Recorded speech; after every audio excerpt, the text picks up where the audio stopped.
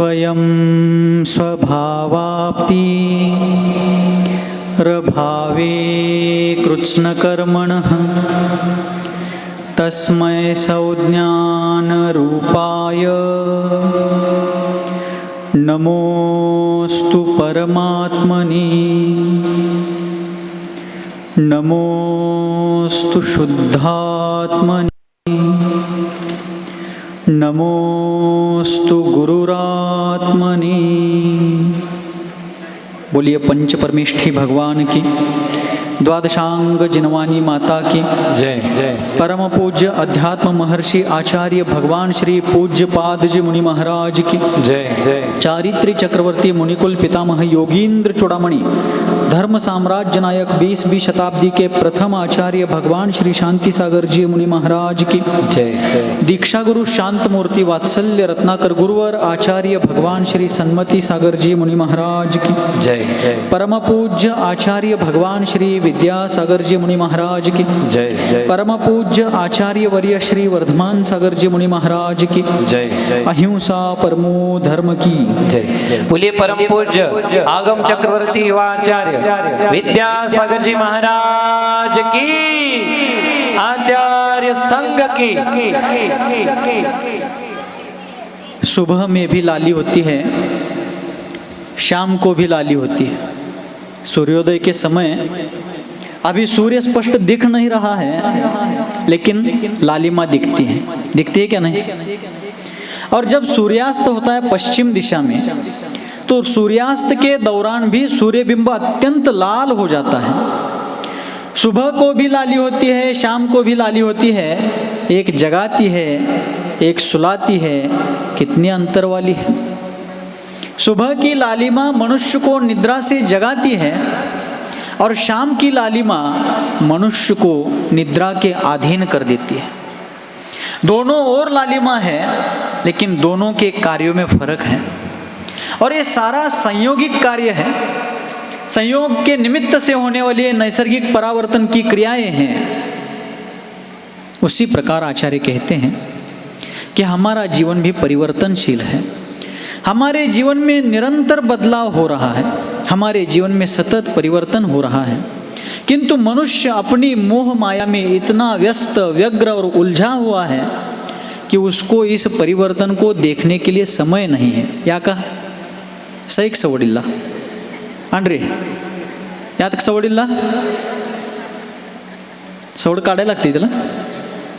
विधानला सवड काढून बसलाय तुम्ही, शिखरजीला सवड काढून जाताय, बेळगोळला सवड काढून जाताय, कोणाच्या तर कार्यक्रमाला सवड काढून जाताय। जगाच्या पाठीवर असं कुठं घडलंय का की अमुक माणूस सवड काढून मेला? माझ्या तर माहितीच नाही। तुम्हाला कोणाला माहिती आहे? इकडं आज तक दुनिया के इतिहास में ऐसा नहीं हुआ कि किसी व्यक्ति को मरने के लिए भी समय नहीं था, उसने किसी भी प्रकार से समय निकाल करके मृत्यु को गले लगा लिया। ऐसा नहीं हुआ है, और नैसर्गिक प्रक्रिया है। किंतु मनुष्य मोहजाल में इतना उलझा हुआ है कि जीवन का अंतिम कटु सत्य मृत्यु है, और वह निरंतर अपनी ओर आगे बढ़ रहा है। हम मृत्यु के पास जा रहे हैं, लेकिन मरने के पहले अमरत्व का शिलान्यास करे, इसके लिए उसकी ओर से कोई प्रयास नहीं किया जा रहा। क्यों? क्योंकि उसको भौतिक जीवन में रस है, भौतिक जीवन में उसको आनंद आ रहा है। किंतु आचार्य कह रहे हैं कि मैं कौन हूं, मेरा स्वभाव क्या है, मेरा स्वरूप क्या है। राजा राणीची गोष्ट सांगू? कंटाळा आलाय? ती पण सांगणार आहे नंतर। परम पूज्य अध्यात्म महर्षि आचार्य पूज्यपाद जी महाराज ने इष्टोपदेश परमागम के 27वें श्लोक में कहा, कल भी इस विषय पर चर्चा वहाँ चल रही थी। एको हम निर्ममः शुद्धो ज्ञानी योगींद्र गोचरः बाह्या संयोगजा भावः मत्तः सर्वेपि सर्वथा।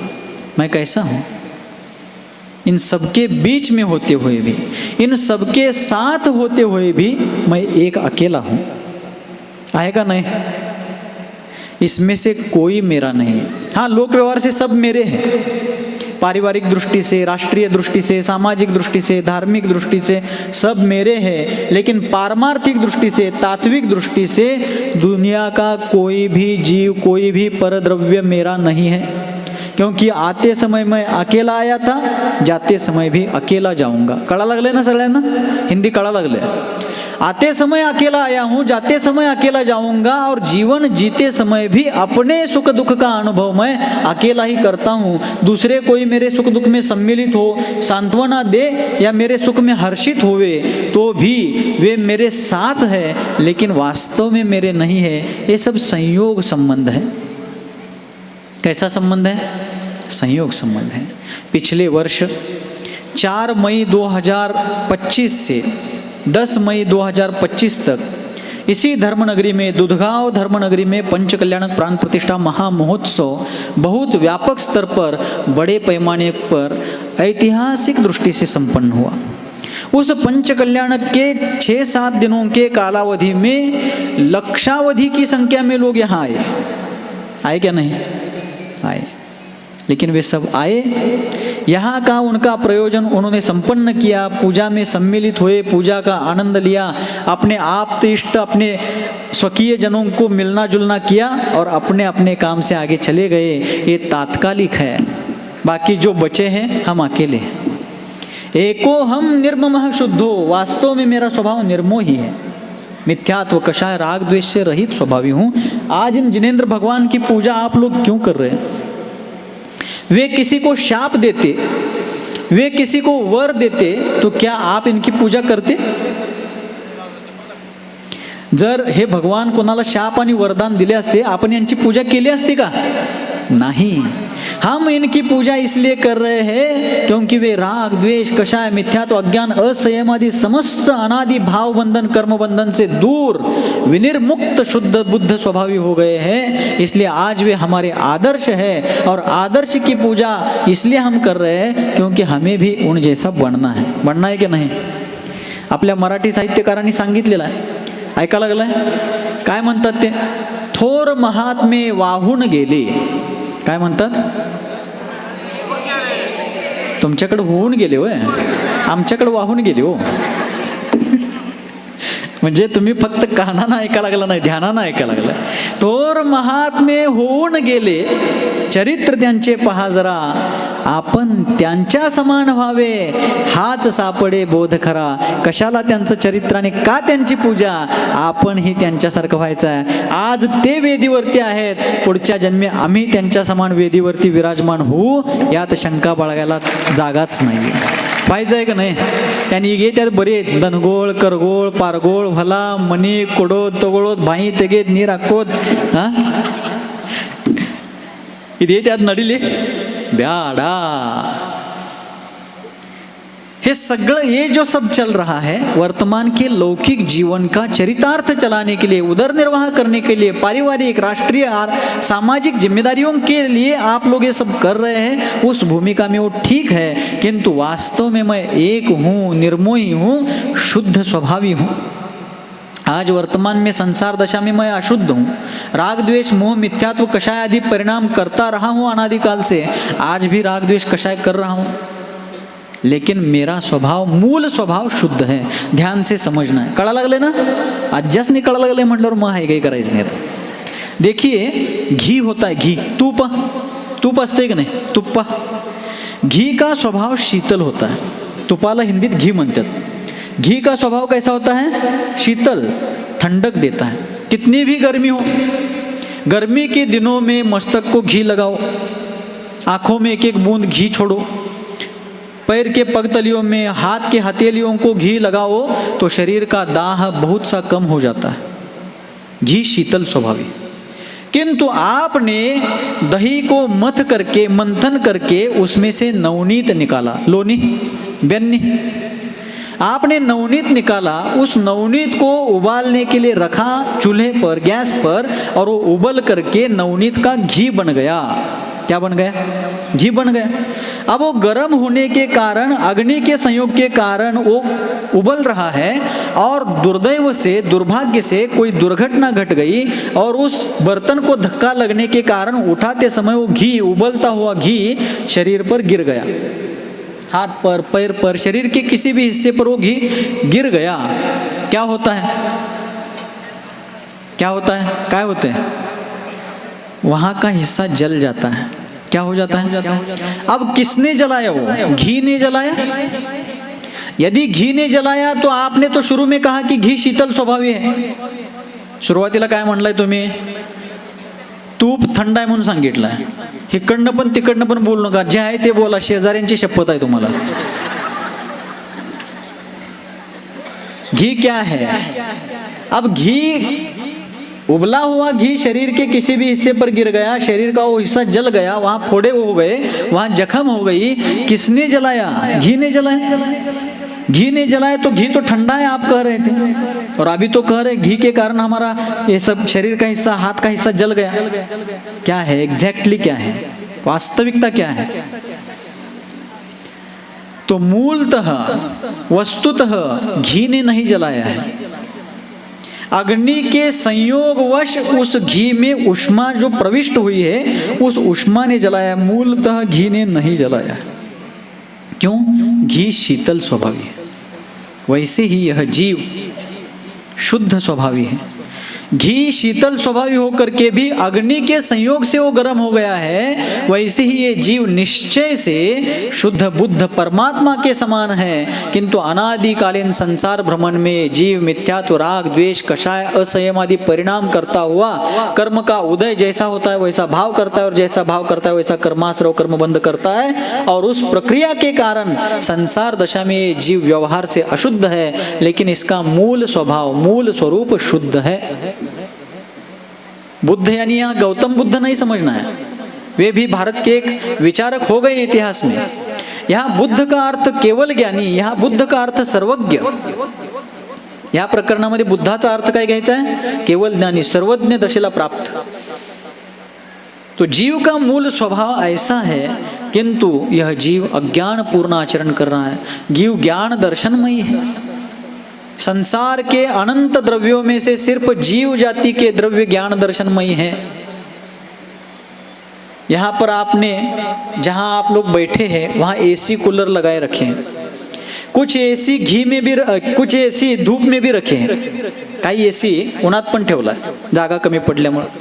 लेकिन उस एसी पर धूप पड़ रही है. एसी आपको ठंडक दे रहा है, लेकिन उसके ऊपर धूप पड़ रही है तो भी उसको गर्मी ठंडी महसूस नहीं होती, क्योंकि वो अचेतन है, निर्जीव है. किंतु हमें ठंडक या गर्मी, उष्मा या शीतलता क्यों महसूस होती है? क्योंकि मैं जीव हूँ. कौन हूं मैं? क्या सिर्फ मैं ही हूं, क्या आप भी है? हम सभी संसार के जो जो ज्ञान दर्शन चैतन्यमय पदार्थ है, द्रव्य है, वस्तु है, वो सब जीव है, और सभी में केवल ज्ञान प्राप्त करने की क्षमता है, शक्ति है. योगिंद्रों के द्वारा अनुभव योग्य ऐसा यह जीव है. लेकिन ऐसा जीव का मूल स्वरूप होते हुए भी आज हम जो करते हैं, ये मेरे शत्रु है, वो मेरे मित्र है, ये मेरे इष्ट है, वो मेरे अनिष्ट है, इन्होंने मेरा भला किया है, उन्होंने मेरा बुरा किया है, या ऐसे है, वो ऐसे है, इत्यादि प्रकार के जो हम राग द्वेष कषाय भाव करते हैं, ये सारे भाव मूलतः जीव का स्वभाव नहीं है. जैसे घी ठंडा है लेकिन अग्नि के संयोग से वो उबल रहा है, उसी प्रकार जीव शुद्ध वीतराग स्वभाव का है, किंतु अनादिकालीन कर्म के उदयवश बाहर में मिलने वाली इष्ट संयोग या इष्ट वियोग, अनिष्ट संयोग या अनिष्ट वियोग इत्यादि कारणों से सारे राग द्वेष हमारे हो रहे हैं. इसलिए आचार्य महाराज कह रहे हैं, सर्वेपि संयोगजा भावाः मत्तः सर्वथा बाह्याः. मेरे भीतर उत्पन्न होने वाले जो मिथ्यात्व, कषाय, राग, द्वेष, अज्ञान, असंयम आदि जो अनादिकाल से होने वाले भाव है, वास्तव में मेरा स्वभाव नहीं है. एक कर्म के संयोग से, देह के संयोग से, नाते रिश्तों के संयोग से, इष्ट अनिष्ट के संयोग वियोग के कारण ये भाव हो रहे हैं. किंतु आचार्य कहते हैं, जहाँ संयोग है वहाँ वियोग निश्चित है क्या नहीं? हमारे गुरुदेव हमेशा कहते थे, वियोग होने के बाद संयोग होगा ही, ये कोई नियम नहीं है. गेलेला माणूस परत येईलच याची गॅरंटी नाही आहे, किंतु आया हुआ व्यक्ति, बोला गए हुए महाराज फिर से आएंगे ही, ऐसा कोई नियम नहीं है. आ सकते हैं, संभावना, द चांस. किंतु गए हुए व्यक्ति वापस नहीं आ सकते। ऐसा कोई एकांत से नियम नहीं है, आ भी सकते नहीं भी सकते, लेकिन आया हुआ व्यक्ति नियम से जाने वाला है, अभी 5-10 मिनट में जाने वाला है। इसलिए संयोग वियोग लगा हुआ है। इन सारी नश्वरताओं को देख करके भगवान हम जैसे संसार दशा में थे, लेकिन इन्होंने सारांश जान करके, वास्तविकता जान करके संसार से विरक्ति धारण कर ली, मोक्ष मार्ग की रत्नत्रय धर्म की आराधना करके अष्ट कर्म को नष्ट करके इष्ट सुख को उन्होंने प्राप्त कर लिया। 12 अनुप्रेक्षाओं में हम लोग पढ़ते हैं, क्या पढ़ते हैं? चक्र रत्न हलधर सा भाई काम नहीं आया। अनित्य अशरण आदि भावनाओं में कवियों ने लिखा कि संसार कैसा है। चक्र रत्न हलधर सा भाई काम नहीं आया, एक तीर के लगत कृष्ण की विनश गई काया। नारायण श्री कृष्ण का जीवन हम सभी लोग जानते हैं। एक महान पुरुष, महापुरुष भारतवर्ष में हो गए नारायण श्री कृष्ण, जिनका जीवन बहुत संघर्षमय रहा। बचपन से ही उनको अनेक संघर्ष करने पड़े। उनके मामा ने ही उनके ऊपर प्राणघातक हमला करने का नियोजन किया था, किंतु उनके पुण्योदय से उनके पिताश्री ने, वसुदेव ने उनको बचाया। किंतु वहां से बचकर बाहर निकले। पुण्य पाप का खेल कैसा है देखिए, समझा लगले ना? कारागृह में देवकी, श्री कृष्ण की माता गर्भवती अवस्था में है। देवकी के सगे भाई कंस, उनको मालूम था कि देवकी के पुत्र के द्वारा ही, देवकी की संतान के द्वारा ही मेरा वध होने वाला है। इसलिए उन्होंने देवकी के संतानों को जन्म लेने के पहले से ही मृत्यु के गोद में सुलाने का नियोजन किया था। कृष्ण के जन्म के समय वातावरण में विप्लव छाया हुआ था। सर्वत्र बिजलियां कड़क रही थी, बादल छाए हुए थे, मूसलाधार बरसात हो रही थी, नदियां उफान पर थी, बड़े बड़े बाढ़ आए थे, महापूर आला होता 2019 पेक्षा मोठा। ऐसी स्थितियों में श्री कृष्ण का जन्म हुआ। पहरेदार नंगी तलवारें लेकर के खड़े थे, भाले लेकर खड़े थे। कारागृह को ताले में बंद किया गया था, लेकिन पाप के साथ पुण्य का भी उदय रहता है। हम और आप लोग तो सामान्य लोग हैं, महापुरुषों को, शलाका पुरुषों को भी अनेक संघर्ष सहन करने पड़े हैं। हमारे जीवन में छोटे बड़े प्रसंग आते हैं तो हम तुरंत विचलित होते हैं, यान वनवास हेळली, वन कुठं आहे ते बी माहित नाही, कर चर्चा वनवासची। काय टॅलेंट बघा की आपलं, वनाचं GPS कुठं आहे, त्याचं लोकेशन कुठं आहे, चांदोली कुठं आहे, राधानगरी कुठं आहे, काय माहित नाही आम्हाला, काजीरंगा कुठं आहे ते खरं यान नन वनवास हेळली, यान जगद्वर्त कर्मे त्याने यान ಎಲ್ಲ ನನ್ನ ಪಾಲಿಗೆ ಬತ್ತೇನೆ ಯಾನ್ ದ್ಯಾವ್ರ ಎಂತ ಚುಲು ಚುಲು ಮಂದಿಗೆ ವೈಕದ ನಂಗೆ ಎಲ್ಲಿ ಮರ್ತಿದ ಯಾನ್ ಟಂಕಿ ಮಂದಿಗೆ ವೈಕ ತರ್ಕ ದ್ಯಾವ್ರು ಎಷ್ಟು ಡ್ರೈವರ್ ಇದಾವೇನು ಹಾ ಚುಲು ಚುಲು ಮಂದಿನ ವೈಕದಾತ ಓದ್ ಯಾನ ಮಾಡವಿದ ಅಲ್ಲಿ ಉಪ್ಪಿನಕಾಯಿ ಹಾಕವಿದ याना आडव्या केल्स काचाविदा कसल्या कसल्या कल्पना आहेत बघा की आपल्या हा कन्नड कळते ना सगळ्यांनी मला तर कवा येते खरं आबाची गाडी दाबात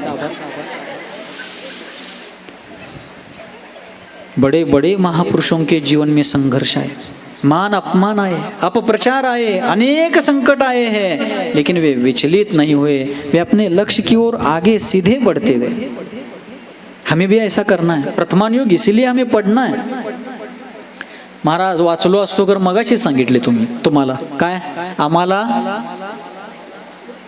आवड नाही हाय आवड पण मरायला काय नियोजन आहे बघा अचाट नियोजन आहे सोडा तुमचं असू द्या परंतु हमें महापुरुषों के जीवन लीला से सीखना है प्रेरणा लेनी श्री कृष्ण के पाप का उदय था जन्म लेते समय जिस मामा ने उनको गोद में लेकर के खिलाना पिलाना था वो मामा उनके जन्म के पहले ही उनकी मृत्यु की व्यवस्था बना देता है लेकिन जिसको राखे साइया मार सके ना कोई जिसका रक्षण उसका पुण्य करने वाला है उसको दुनिया की कोई शक्ति नहीं मार सकती श्री कृष्ण का जन्म होते ही वसुदेव ने एक टोकरी में श्री कृष्ण को मस्तक पर लिया बाहर पड़े जैसे ही श्री कृष्ण को लेकर वसुदेव आगे बढ़ते हैं जेल के ताले टूटने लगते हैं पहरेदारों को अपने आप नींद आ गई पुण्य का उदय ऐसा होता है पाप में पुण्य का उदय, पुण्य में पाप का उदय, ये सारा परिवर्तन निरंतर चलता रहता है, विचलित नहीं होना चाहिए। क्या नहीं होना चाहिए? धैर्य के साथ, दृढ़ मनोबल के साथ आगे बढ़ना चाहिए और दुनिया क्या कहती है इसका बहुत ज्यादा विचार नाही करना चाहिए। ऐका लागलं सगळं? मी एक वाक्य काही दिवसांपूर्वी वाचलं होतं, खरोखर मी इतका त्यामुळे इन्स्पायर झालो, प्रेरित झालो। त्यांनी म्हणलं मराठीमध्ये, जगासारखं जगताना मनाला सुख मिळत नाही आणि मनासारखं जगताना म्हणा तुम्हाला या लागले, लय अभ्यासू माणसं आहेत। जगासारखं जगताना मनाला सुख लागत नाही आणि मनासारखं जगताना जगाला सुख लागत, त्यामुळं आपण कोणाचं वाईट करायचं नाही, पण आपण चांगल्या मार्गानं बेधडक पुढे जायचं, अजिबात चिंता करायची नाही। आणि टाळ्या वाजवल्यानंतर फक्त ये रे माझ्या मागल्या चांगल्या म्हणाल्यात बघा, काय रिस्पॉन्स आहे। आता एवढा रिस्पॉन्स बघून इथं आता इथनं जायलाच नको वाटायला लागले मला। काय असो, श्री कृष्ण को लेकर के वसुदेव जैसे आगे गए, पहरेदारों को अपने आप नींद आ गई, दरवाजे अपने आप खुल गए। इसलिए पुण्य की वृद्धि कीजिए। ये जो आज आपने पूजा की है, पिछले वर्ष पंचकल्याण किए है, रोज आप भगवान का पूजन जाप्य दर्शन ये जो करते हैं, इससे ऐसे पुण्य का संचय होगा। श्री कृष्ण के सिर्फ जेल के दरवाजे खुल गए। आपकी इस पूजा के कारण आपको भविष्य में मुक्ति का दरवाजा खुलने वाला है, इसमें संदेह नहीं होना चाहिए। एक काल्पनिक बात नहीं है। वसुदेव आगे गए, मथुरा नगरी के जैसे ही बाहर वे आ गए, यमुना नदी उफान पर थी, महापूर, बहुत बड़ी बाढ़ आई थी। वसुदेव ने साहस किया, श्री कृष्ण को मस्तक पर एक टोकरी में लेकर के आगे चले गए। वसुदेव नदी के पानी में उतर गए, घुटने तक पानी आया, कमर तक आया, छाती को पानी लगा, गले को पानी लगा, और थोड़े आगे गए, यहाँ ठुड्डी, हिंदी मध्ये हनवटीला ठुड्डी म्हणतात, यहाँ पानी लग गया। उनके यहाँ पानी लगने तक टोकरी में से श्री कृष्ण के जो पैर नीचे आए थे, श्री कृष्ण के पैर यमुना के पानी को लग गए। यमुना का पानी वसुदेव के घुटने तक आ गया। महापुरुषों का पुण्य इस प्रकार का होता है। हम भी पुण्य करेंगे, श्री कृष्ण और वसुदेव यमुना से पार हो गए, हम पुण्य करेंगे तो संसार सागर से पार हो जाएंगे। इस पर दृढ़ श्रद्धा रखिए, इसमें कोई संदेह नहीं होना चाहिए। वसुदेव गए गोकुल में, वहां उन्होंने श्री कृष्ण को एक गोप के हाथ में सौंप दिया। उन्होंने उनको अपना पुत्र मान करके पाला। आगे जाकर के श्री कृष्ण को अनेक संघर्ष करने पड़े, जरासंध का सामना करना पड़ा, कंस का सामना करना पड़ा। आगे जाकर के महाभारत के युद्ध का निशस्त्र होकर के भी नेतृत्व बौद्धिक स्तर पर करना पड़ा। अनेक प्रसंग चढ़ाव उतार के उनके जीवन में आए। लेकिन जब जीवन के अंत में सब बताने के लिए मुझे कम से कम 1 घंटा और चाहिए, लेकिन मुझे अभी विहार करना है, 5 बज रहे हैं, 5 मिनट में मैं समाप्त कर रहा हूँ। लेकिन जैसे ही श्री कृष्ण अपने जीवन के अंतिम पल में कौशाम्बी के वन में पहुंच गए, क्योंकि द्वारिका को आग लग गई थी। आप लोगों ने पढ़ा होगा हरिवंश पुराण, पांडव पुराण वगैरह, थोड़ा बहुत तो श्री कृष्ण का जीवन चरित्र हम जानते होंगे। जानताय का नाही? महाराज, आम्ही पुस्तकाची पानं पलटत नाही, आम्ही असं वर ढकलतोय, असं करत नाही आम्ही असं करतोय। म्हणजे काय हो? अबा आम्ही अलीकडे दुधगावला का कमी या लागलोय? इथं आधीच एवढा अभ्यास आहे लोकांचा, मग आणि काय सांगायचं आहे त्याच्यात नवीन? आहे का नाही? जिथं अभ्यास कमी तिकडे जातोय आणि तुम्ही म्हणताय चातुर्मासला या, ಹೊಸ ಧ್ಯಾನ ಹೇಳೋರು देव नवर निम घेड रे, असं करता आहे का नाही? असं म्हणजे लोकांची रात्र, बऱ्याच लोकांची रात्र स्क्रीन सरकवण्यामध्ये सरकून जाते, सरकत्या का नाही? बऱ्याच लोकांची रात्र स्क्रीन सरकवत रात्र सरकून जात्या, अशी परिस्थिती आहे। स्क्रीन सरकवण्यापेक्षा पान पलटा, जीवन पलटल्याशिवाय राहणार नाही, ही जिनवानीची गॅरंटी। जरा जरा स्वाध्याय करूया। और श्री कृष्ण कौशाम्बी के वन में लेटे थे, उनको प्यास लगी थी, इसलिए उनके बलराम दादा, उनके बड़े भैया पानी लाने के लिए गए थे। बहुत मार्मिक प्रसंग है, लेकिन समय नहीं, फिर कभी आऊंगा तो पूरा ऑपरेशन करके बताऊंगा। आत्ता ही जा, इथं भी भीर खाण्यालाच म्हणा की। और श्री कृष्ण जब कौशाम्बी के वन में पहुंचे, उसके पहले द्वारिका नगरी में आग लगी थी। आप लोगों का इंटरेस्ट देख करके एक 5-10 मिनट और बढ़ा लेता हूं। द्वारिका में आग लग गई, सारी द्वारिका चारों तरफ से जल रही थी। उस समय श्री कृष्ण ने अपने माता पिता को, देवकी, वसुदेव, रोहिणी आदि सभी को अपने भाई बलभद्र के साथ लेकर के उनको रथ में बिठाया। उस रथ को घोड़े जोत दिए, लेकिन घोड़े जैसी रथ खींचने लगे, रथ के पहिए, रथ के चक्र जो है जमीन में धंस गए, जमीन रुतली चाक। घोड़ों को हटा करके श्री कृष्ण ने अपने सेवकों को लेकर के हाथी जोड़ दिए उस रथ को, लेकिन हाथी भी उस रथ को नहीं खींच पाए। अंत तो गत्वा हाथियों को हटा करके नारायण श्री कृष्ण और बलभद्र जो बलराम थे, दोनों ने रथ का जो भार था अपने ऊपर ले लिया, रथ को खींचा, रथ हिला नहीं, क्योंकि जमीन में रथ चक्र फंसा था। ये लोक व्यवहार था, और उससे भी सूक्ष्म लोक व्यवहार ये है, व्यवहार नहीं ये है कि जमीन में फंसने से भी ज्यादा वो कर्म चक्र, कर्म के दलदल में रथ चक्र फंसा हुआ। श्री कृष्ण और बलराम ने खींचा। अंत तो गत्वा देवकी वसुदेव ने कहा कि भगवान नेमिनाथ स्वामी की वाणी झूठ नहीं होगी, ये होना है, आप लोग निकल जाओ। रोते रोते श्री कृष्ण और बलभद्र अपने माता पिता को नहीं बचा पाए। हम कहते ये मेरे, वो मेरे, मैं इनको बचाऊंगा, ये मेरे, मुझे बचाएंगे, ये सब लोक व्यवहार है। प्रयास तो हमें करना चाहिए, लेकिन सारी बातें हमारे हाथ में नहीं होती।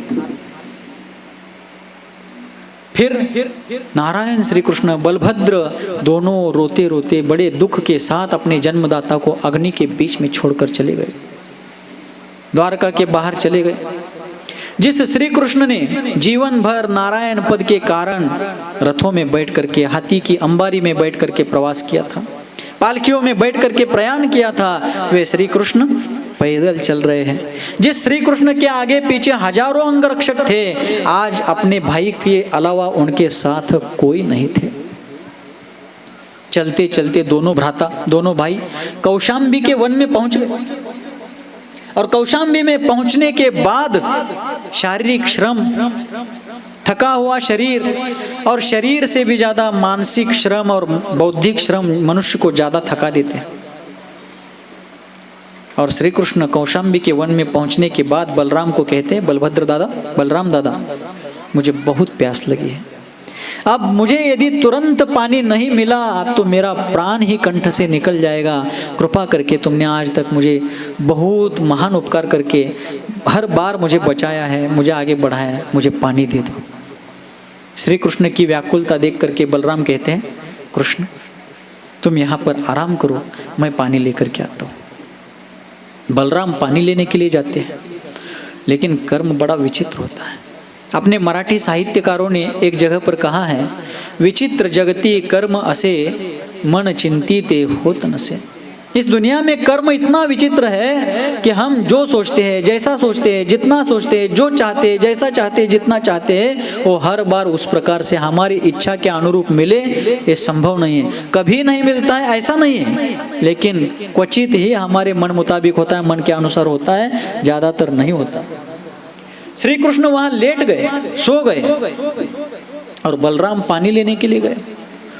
जंगल में दूर दूर तक भटकते गए, लेकिन दुर्भाग्य ऐसा था कि जंगल के सारे जलाशय सूख गए थे। जलाशय क्या, उनका पुण्य का भंडार ही सूख गया था, इसलिए जलाशय भी सूख गए थे, पानी आसपास नहीं मिला। बलराम दूर गए, बहुत दूर जाने के बाद उनको एक तालाब में पानी मिला। पानी मिला, लेकिन अब समस्या ये उत्पन्न हो गई कि पाणी तो मिला, लेकिन पाणी लेकर के जाना कैसे है, कशातनं न्यायचं पाणी, किती समस्या। जरा काय झालं, यांना नशिबा। बघा की शास्त्रात, हां शास्त्र एवढ्यासाठी वाचायचं, प्रेरणा घ्यायची। महापुरुषांच्या समोर किती मोठी वंचना, किती मोठी विवंचना।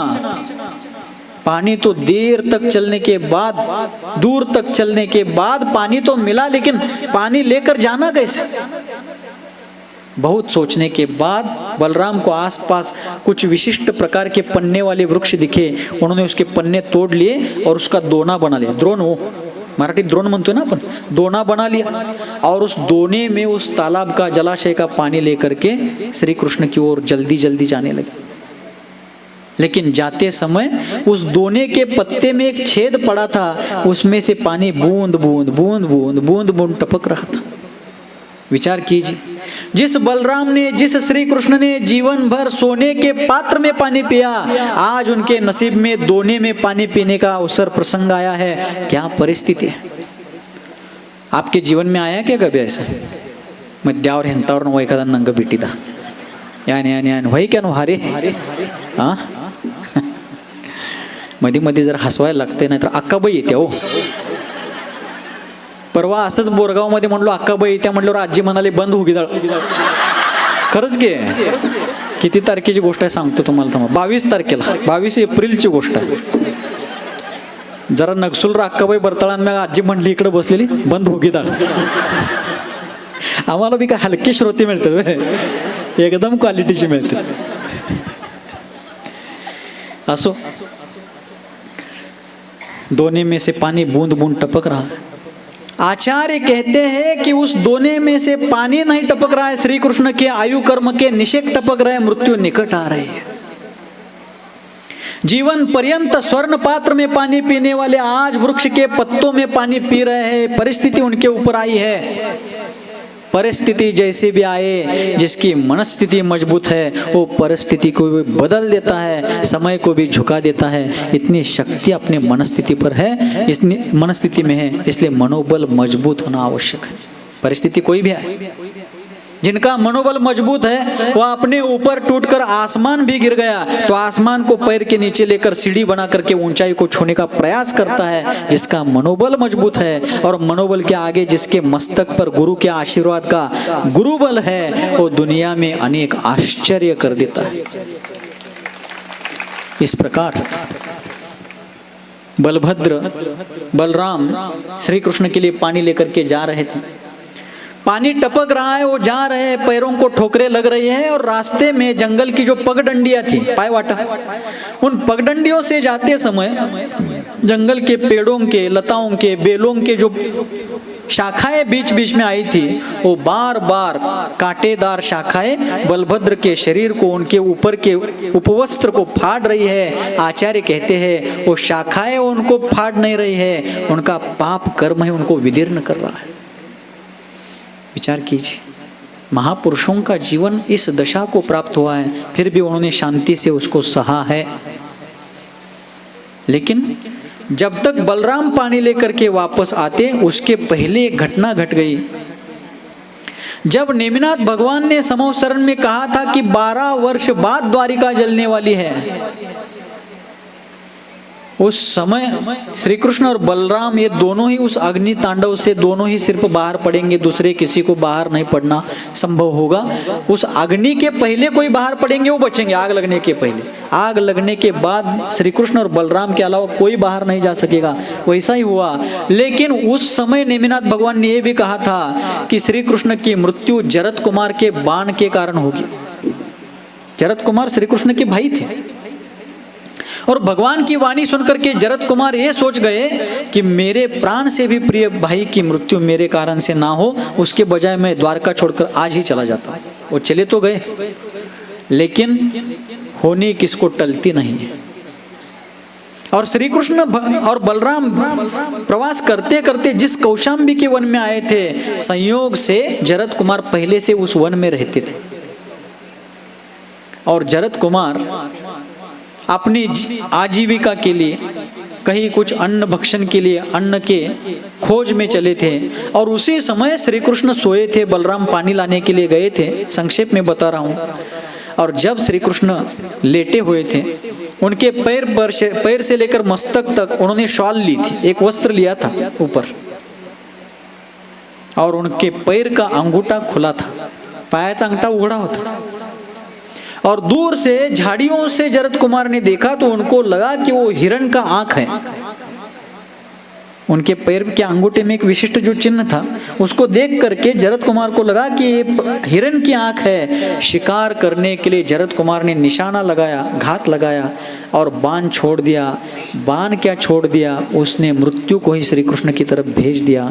बाण आकर के श्री कृष्ण के अंगूठे के मर्म स्थान पर धस जाता है। श्री कृष्ण के मुख से, कंठ से आर्त स्वर निकल जाता है। ऐसा कौन सा शत्रु है जिसका मैंने कोई अहित नहीं किया है, फिर भी जो आज मेरे प्राणों पर उठ गया। जरद कुमार ने जब ये ध्वनि सुनी, उसका कलेजा फट गया, क्योंकि उसको ध्यान में आ गया कि ये आवाज दूसरे किसी की नहीं है, मेरे प्राण प्रिय की है। वो दौड़ करके उस आवाज की दिशा में जाता है। जा करके देखता है तो 3 खंड का स्वामी अर्ध चक्रवर्ती नारायण श्री कृष्ण, जो पुष्प शैया पर, कोमल शैया पर जीवन भर आराम करते रहे, वे आज जमीन पर बिना किसी के बिछोने के पड़े। कर्म का उदय देखिए। इसलिए कर्म करते समय बहुत मजा आता है, लेकिन कर्म का फल जब प्राप्त होने लगता है तब मनुष्य बिलकने लगता है, चीखने लगता है, या नन वनवास हेळी। पण वनवासाची बी आपणच पेरले का दुसऱ्या कोण पेरल्या? नाही। श्री कृष्ण के पास आकर देखता है, श्री कृष्ण मृत्यु के गोद में सोए हैं, पैर से खून बह रहा है, उनको बहुत वेदना हो रही है। लेकिन जरद कुमार को देख करके श्री कृष्ण शांत होते हैं, भगवान का स्मरण करते हैं और जरद कुमार को कहते हैं, जरद कुमार, बड़े लोगों का हृदय कितना बड़ा होता है।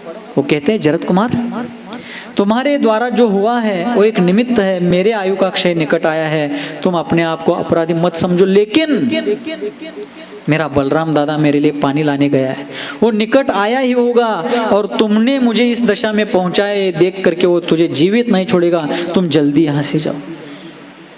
श्री कृष्ण ने बलराम को नहीं बुलावा, आओ बलराम दादा मुझे किसने मारा है देखो, ऐसा नहीं कहा, बल्कि उसको कह रहे कि तुमने मुझे ऐसा किया है, देख करके वो तुम्हें जीवित नहीं छोड़ेगा, जाओ जल्दी जाओ, तुम सुरक्षित रहो।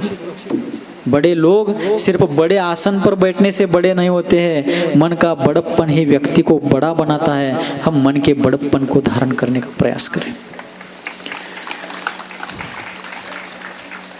गुरुदेव सन्मती सागरजी महाराज नेहमी म्हणायचे, ज्या माणसाजवळ विचारांची श्रीमंती आहे, वाणीची श्रीमंती आहे आणि मनाची श्रीमंती आहे, तो शेतातल्या खोपीत राहिला तरी सुद्धा एका राजापेक्षा तो संपन्न माणूस आहे, कारण खरी श्रीमंती त्याच्याजवळ आहे।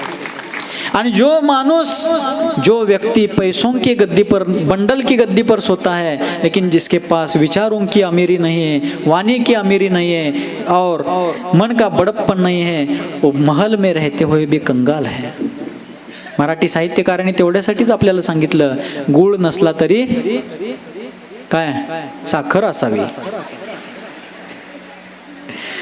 मराठी विचारकों ने कहा है, गुड़ नसला तरी गुड़ाची वाचा असावी, अर्थात आए हुए मेहमान को उठाकर देने के लिए हमारे पास गुड़ नहीं है। गुड़ म्हणजे गुड़, लेकिन इतनी हमारी दयनीय आर्थिक परिस्थिति है कि हम आए हुए मेहमान का मुख मीठा करने के लिए उनको गुड़ नहीं दे सकते। कोई बात नहीं है, उतनी हैसियत, तेवढी ऐपत जर आमची नसेल, उतनी हैसियत ना हो तो गुड़ जैसी मीठी वाणी भी हम बोलते हैं, तो भी आए हुए व्यक्ति को अमृत पान जैसा आनंद होता है। गुड़ नसला तरी गुळाची वाचा असली पाहिजे। जरद कुमार को श्री कृष्ण ने भेज तो दिया। जरद कुमार रोते हुए, फूट फूट कर रोते हुए बड़े ही दुख से वहां से चले गए। बलराम आ ही रहे थे, उतने में श्री कृष्ण प्रभु का, नेमिनाथ स्वामी का स्मरण करते करते मृत्यु को प्राप्त हो गए। आचार्य कहते हैं 56 करोड़ यादवों के जो नेता थे, श्री कृष्ण के भाई बंद कितनी संख्या में थे? 56 करोड़ यादवों के जो नेता थे, यादव म्हणजे बिहारला जाऊ नका लगेच तुम्ही, त्यांच्या वंशाचं नाव यादव, यदुवंश होतं, नाहीतर तुम्ही बिहारला लालूकडे जाशील। आणि यादव का अर्थ उनके वंश का नाम यदुवंश था, यादव वंश था। जैसे हनुमान का वंश, सामने हनुमान मंदिर है, हनुमान के वंश का नाम है वानर वंश। इसका मतलब ये वानर नहीं थे, उनके वंश का नाम वानर वंश है। जसं आपल्या दुधगावात काही टोपण नाव आहेत की काय, सांद्रे, ती मधी बसतात, खरं ते सांद्रे म्हणतात, त्यासनी सांद्रीत नाहीत, त्यांनी मधोमध आहेत त्यांनी, पण म्हणताना त्यासनी सांद्रे म्हणतात। हा उदाहरणार्थ कुठल्या तरी प्रसिद्ध व्यक्ती, त्या घरातल्या कुठल्या तरी प्रसिद्ध व्यक्तीमुळे त्यांच्या घराण्याला ते टोपण नाव मिळते ना आडनाव बरोबर. वैसे उनके वंश का नाम वानर वंश था. हनुमान बहुत सुंदर थे, कामदेव थे, सर्वांग सुंदर, त्रिभुवन सुंदर थे. वैसे ही इनके वंश का नाम यदुवंश था. और श्री कृष्ण 56 करोड़ यादवों के नेता थे, लेकिन मरते समय उनके पास कोई भी नहीं था. इसलिए मराठी साहित्यकारों ने कहा, विचित्र जगती कर्म असे मन चिंतिते होत नसे. विचित्र जगती कर्म असे मन चिंतिते होत नसे, जन्मुनी, ऐका लागलं का, विचित्र जगती कर्म असे मन चिंतिते होत नसे, जन्मुनी येता श्रीकृष्णाला मंगल गायन गीत नसे, मरते समयी रडण्यासाठी जवळ नसावे कोणी कसे. क्या परिस्थिति है. आप और हम जैसे लोग जब जन्म को प्राप्त हुए तो लोगों ने पेड़े बांटे, जलेबियां बांटी, बाजे बजाए, आनंद उत्सव मनाया. हमारे जैसे साधारण लोगों का जन्मोत्सव मनाया गया. लेकिन श्री कृष्ण जब जन्म ले रहे थे, जन्म लेने के पहले ही उनके लिए नंगी तलवारें खड़ी थी उनको मारने के लिए. कली खिलने के पहले उसको मसलने का प्रोग्राम बनाया गया था. कळी खुलायच्या आधीच तिला चुरगळायचं, मुरगळायचं आणि कुस्करून टाकायचं तिथं नियोजन झालं होतं. आप और हम जन्म लिए तो बाजे बजाए गए. श्री कृष्ण के जन्म के समय फूटी थाली बजाने के लिए भी कोई नहीं था. जन्मून येता श्री कृष्णाला मंगल गायन गीत नसे, मरते समयी रडण्यासाठी जवळ नसावे कोणी कसे. 56 करोड़ यादव थे, लेकिन मरते समय श्री कृष्ण के मृत्यु पर ऐसा महापुरुष, दुनिया का दिग्दर्शन करने वाला, विश्व को मार्गदर्शन करने वाला महापुरुष दुनिया से विदा ले रहा है, जगाचा निरोप घ्या लागला है. उस समय उसकी मृत्यु के बेला में रोने वाला, 2 आंसू बहाने वाला भी कोई नहीं था. बाद में बलराम आकर के रो लिए, लेकिन उस समय कोई नहीं था. इसलिए सारा संयोग है, छूटने वाला है. बरोबर आहे का नाही. मग आता घराकडे जाताना भांडी कोंडी काय नेऊ नका. बघू तुमची काय तयारी आहे ती.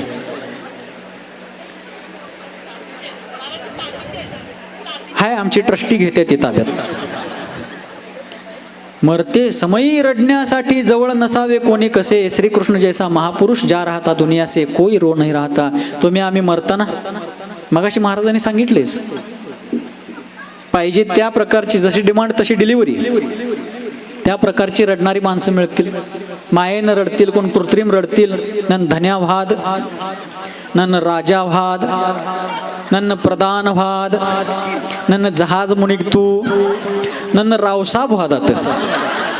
हे दावागता का रावशाशिवाय हळी वडी लागते रो. वाद म्याग मात्र रावसाब आग वाद. नन मयूर वाद, महाराज गोळी बिडक बिडक बिडक वाद.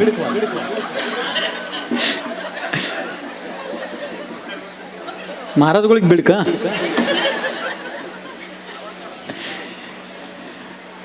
हम और आप जैसे सर्वसामान्य लोग मृत्यु को प्राप्त होते हैं तो रोना अच्छा नहीं है, फिर भी रोने के लिए कोई ना कोई स्नेही जन है. लेकिन श्री कृष्ण का कैसा दुर्दैव था, जन्म लेते समय मामा ही उनके प्राण पर उठ गए और मृत्यु के समय जंगल में एकाकी मृत्यु के गोद में सो गए. ये सारा संयोगमय जमाना है. चक्र रत्न हलधर सा भाई काम नहीं आया. जब वे मृत्युमुखी हुए तब उनका चक्र रत्न भी उनको बचाने के लिए काम नहीं आया. चक्र रत्न हलधर सा भाई, उनका शस्त्र, मुख्य शस्त्र चक्र रत्न था, क्योंकि वो अर्ध चक्रवर्ती थे. और भाई कौन था? हलधर, यानी बलभद्र. बलभद्रों को हलधर भी कहते हैं. चक्र रत्न भी काम नहीं आया, हलधर सा भाई काम नहीं आया.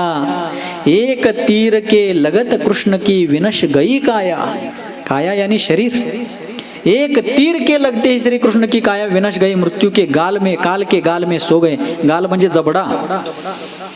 ऐसा है. इसलिए सारे संयोग जो भाव है ये जीव से निश्चय से भिन्न है. जीव शुद्ध बुद्ध निरंजन स्वभावी है. ऐसा अपना वस्तु स्वरूप समझ करके, दूध जिस प्रकार सफेद शुक्ल होता है लेकिन उसमें पद्मराग मणि डाल देते हैं. जह पौम राय रैनम खित्तम खीरे पभास यदि खीरम. खीर म्हणजे खीर नव्हे, खीर म्हणजे क्षीर, हे प्राकृत भाषा आहे. क्षीर, दुधामध्ये जर पद्मराग मणि टाकला तर दूध स्वभाव से सफेद है, लेकिन पद्मराग मणि उसमें पड़ते ही दूध का रंग लाल दिखने लगता है. पद्मराग मणि को हटाते ही दूध फिर से सफेद दिखने लगता है. जैसा वो संयोग के कारण लाल दिखता है, वैसे ही कर्म संयोग, देह संयोग, नाते रिश्तों के संयोग के कारण हम मनुष्य गति, देव गति, नरक गति, तिर्यंच गति आदि पर्यायों के अनुसार दिखते हैं, उस प्रकार की क्रियाएं करते हैं, लेकिन अपना मूल स्वभाव परमात्मा के समान है. ऐसा समझ करके हम लोग रोज मोक्ष मार्ग की भावना भाए, रत्नत्रय स्वरूप मोक्ष मार्ग की कामना करें, सभी विश्व के प्राणी मात्र के कल्याण की प्रार्थना करें और अपने द्वारा किसी को भी पीड़ा ना हो इस बात का प्रयास करें. आप लोगों ने आज 4 तारीख को इस विधान का आयोजन किया. कल भी आपका कार्यक्रम है. प्रशांत सागर जी, अविचल सागर जी महाराज कल भी आपको सानिध्य देंगे. हमें जाना पड़ेगा क्योंकि परसों से सांगली में पंचकल्याण प्राण प्रतिष्ठा महामहोत्सव शुरू हो रहा है. कल सुबह हमें वहाँ जाना है, लेकिन आप लोग इसी प्रकार से संगठित रहिए. पारमार्थिक दृष्टि से हम प्रत्येक जीव स्वतंत्र है, अकेला है, लेकिन सामाजिक, पारिवारिक, राष्ट्रीय स्तर पर हमें संगठित रहना. उसके बिना समाज का, देश का, धर्म का और प्रत्येक प्राणी का विकास नहीं हो सकता. हम संगठित रहे. ट्रस्ट कमेटी ने यहाँ पर बहुत अच्छे से सारा आयोजन किया. पूजा कमेटी, मंदिर कमेटी ने, प्रतिष्ठाचार्य वृषभ सेन जी और संदेश उपाध्याय जी, इन दोनों के, इन सभी प्रतिष्ठाचार्यों के मार्गदर्शन में सारा कार्यक्रम सानंद संपन्न हुआ. संगीतकार महोदय ने भी अपनी कला की यहाँ पर सुंदर प्रस्तुति दी है. आप लोगों ने अपने भक्ति का आविष्कार यहाँ किया. सबने अपने अपनी भूमिका निभाई है विधान की दृष्टि से, लेकिन हर क्षेत्र में, हर जगह पर हमें अपना कर्तव्य निभाना है. इस वर्ष और अगले वर्ष समय बहुत हुआ है, लेकिन ये बताना जरूरी है. चालेल ना 2 मिनटं? भारत सरकार के द्वारा जनगणना की जाने वाली है. महाराष्ट्र में वो कार्य 1 मई से शुरू हुआ है. ठीक है, सभी लोगों को जनगणना के फॉर्म में हो या आपके बच्चों को अब स्कूल में एडमिशन करना है, कॉलेज में एडमिशन करना है, ग्राम पंचायत में आपका कोई डॉक्यूमेंट्स, कागज पत्र अथवा Aadhaar card, PAN card, election card, ration card, किसी भी प्रकार के यहाँ आपका अपना नाम लिखना है तो उसमें अपना नाम लिखते समय भरत जैन पुढं साजणे, शरद जैन नंतर आडमुठे, सुभाष जैन मग मगदूम. अपना सरनेम बाद में लगाना है, पहले जैन लगाना है. ठीक है, कौन कौन करेंगे ऐसा? आता मी तासभर सांगितलं. आता पंडितजींना तुम्ही दक्षिणा देणार उद्याच्याला, संगीतकारांना त्यांचं काय असेल ते मानधन देणार, आचारीला त्याचं काय तर देणार, मला काय देणार सांगा? चांदीची भांडी देताय तुम्ही, सोन्याची पण द्यायची, पण मला त्याचा काय उपयोग नाही आणि मी घेणार पण नाही, कारण माझा त्याचा त्याग आहे. मला फक्त एवढंच द्या तासभराच्या या प्रवचनाची फी म्हणून की तुम्ही तुमच्या प्रत्येक डॉक्युमेंटवरती जैन लिहिणार. एवढीच माझी दक्षिणा आहे, बाकी मला काही नको. जनगणना के कॉलम में जहां भी नाम लिखना है परिवार के हर सदस्य का जैन का उल्लेख, वो अधिकारी वैसा लिख रहे क्या नाही? आंखों में डोळ्यात काय घालून बघायचं आहे? काजळ नव्हं, तेल बघायचं तिथे. आपण सांगू तसंच लिहिलेत काय? उसके बाद जनगणना में कॉलम धर्म का उल्लेख करने वाला आएगा, उसमें हमें जैन लिखना है. सिर्फ क्या लिखना है? जैन. हिंदू जैन नहीं लिखना है. हाँ, सभी हिंदू भाई हमारे लिए आदरणीय हैं. वे हमारा आदर करते हैं, हम उनका आदर करते हैं. वे हमारी सहायता करते हैं, हम उनकी सहायता करते हैं. वे हमारे साथ जीते हैं, हम उनके साथ जीते हैं. बहुत अच्छी बात है, ऐसा ही होना चाहिए. लेकिन धर्म के कॉलम में सिर्फ जैन लिखना है, क्योंकि जैन धर्म हिंदू धर्म की शाखा नहीं है. शाखा म्हणजे फांदी. झाडाला फांद्या असतात का नाही? आमचा धर्म फांदी आहे. वे फांदी, हमारा धर्म शाखा नहीं है. हमारा धर्म सिर्फ वृक्ष नहीं है, हमारा धर्म कल्प वृक्ष है. इसलिए जाति के कॉलम में जैन लिखना है. धर्म के कॉलम में क्या लिखना है? सिर्फ जैन लिखना है. अधिकारी वो सरकारी कर्मचारी वैसा लिख रहा है कि नहीं, इसको देखना है. सभी तक ये जानकारी पहुंचानी है, क्योंकि इसके बिना एग्जैक्टली हमारी लोक संख्या जैन समाज की कितनी है वो समझ में नहीं आएगी. भ्रम फैलाया जाता है कि जैन भारतवर्ष में 44 लाख है, 45 लाख. हमारे महाराष्ट्र में 50 लाख जैन हो सकते. सांगली, कोल्हापुर, बेलगांव जिले भरे हुए हैं, लेकिन कोई पाटिल लगा रहा है, कोई उपाधि लगा रहा है, कोई और कुछ अपना गोत्र का नाम लिख रहा है, ठीक है, उसमें हमें कोई ऑब्जेक्शन नहीं है, किंतु पहिले जैन लिखना है, बाद में आपका जो सरनेम आहे, आडनाव आहे ते लिहायचं. कोण कोण करणार सांगा, शेजाऱ्यांची शपथ आहे तुम्हाला नक्की. ही मागली काय म्हणतात सगळे. हां तुम्हीच तुमचं काय म्हणणं आहे, तुम्ही तुमच्यात बोलण्याच्या नादात आहे वाटतं. काय लिहिणार तुम्ही, आडनावच घालणार का जैन बी घालणार, नक्की काय. इकडले इथं फक्त रॉकेलच घ्यायचं नाही, हे तर ऊर्जा पण घ्यायची आहे. ठीक है, तो इस प्रकार जागरूक रहिए. युवा पीढ़ी व्यसनाधीन ना हो, इसके लिए प्रयास करना है. बाल पीढ़ी संस्कारित हो, इसके लिए सतत हमारा श्रम होना चाहिए. हमारे समाज के जो प्रतिनिधि लोग हैं वो भी सक्रिय है, उनकी सक्रियता और भी वृद्धिंगत हो. आप लोगों का उनको हमेशा सहयोग रहे, आपको विश्वास में लेकर वो काम करें और उनको सहायता दे करके आप समाज, संस्कृति और सभ्यता को आगे बढ़ाने में हम सभी लोग सतत उद्यमी रहे, ये मंगल भावना है. इसी प्रकार और एक बात रखना चाहता हूँ. सुबह मंदिर कमेटी, पूजा कमेटी के सारे हमारे महानुभावों के साथ एक बात हुई. संघ के एक मुनिराज श्रुत सागर जी महाराज, जो अत्यंत वयोवृद्ध होने के कारण, शारीरिक दुर्बलता और थोड़ी सी अस्वस्थता के कारण अब संलेखना की ओर बढ़ रहे हैं, और हम चाहते हैं कि उनकी संलेखना हम यहाँ पर दुधगांव में आयोजित करना चाहते हैं. आप बोलिए क्या करना चाहते हैं. मैंने ये बात इसलिए कही है क्योंकि कल इस तरफ आते समय मुझे विश्वास था कि दुधगांव जैन समाज का रिस्पॉन्स ऐसा ही होगा. क्यों? क्योंकि हे दुधगांव म्हणजे आमचं आजोळ आहे. म्हणजे गृहस्थ आश्रमाच्या दृष्टीने तर ते झालाच एक भाग. सन्मती सागर महाराजांचं हे माहेर, त्यांचं माहेर म्हणजे आमचं काय. तुम्हाला मान्य आहे का नाही, लिहून द्या की मग कागदावर. लिहायची गरज नाही, हे तर हृदयावरती कोरलेलं आहे. हे दुधगाव आमच्यासाठी काय आहे, हा संघ तुमच्यासाठी काय आहे, ते लिहिण्याची वाचण्याची गरज नाही. तर हा एक वैचारिक प्रस्ताव आहे. आता महाराजांची त्या बाबतीत कशी पुढे वाटचाल होते त्याला अनुसरून आपण पुढच्या दिशेने वाटचाल करू. याच मंगलमयी भावनेसहित सर्वांची मती सन्मती होऊ दे आणि सर्वांची गती पंचमगती होऊ दे, हीच भावना करून वाणी विराम देतो.